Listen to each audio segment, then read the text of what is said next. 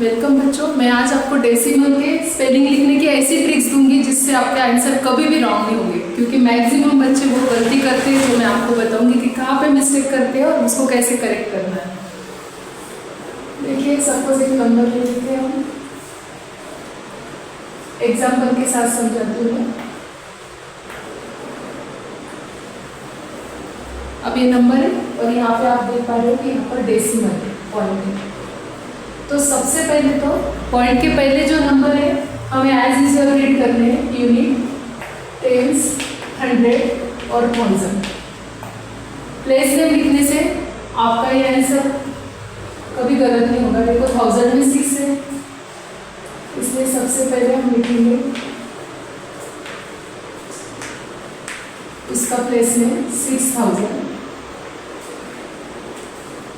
उसके बाद 100 में 1 है तो उसके आगे आएगा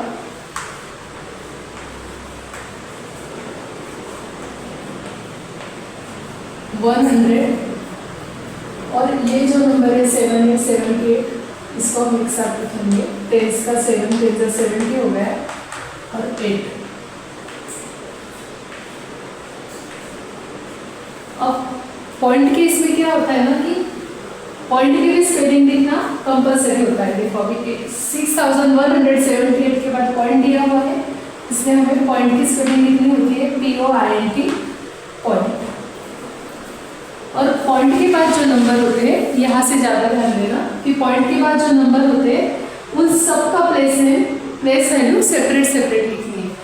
और बच्चे, जैसे मैंने बताया कि मैक्सिमम बच्चे क्या करते हैं, इसी की तरह लिखते थे 1, 10, 100, 400, 551, यही आंसर पूरा रॉन्ग होगा।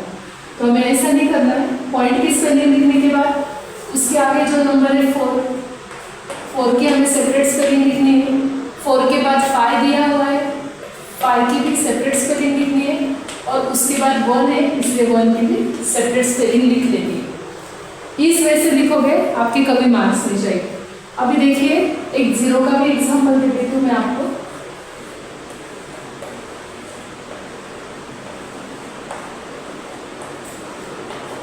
ऐसा कोई नंबर आया देखो जिसमें डेसिमल के बाद 0 आते हैं, तो तब कैसे सॉल्व करना है।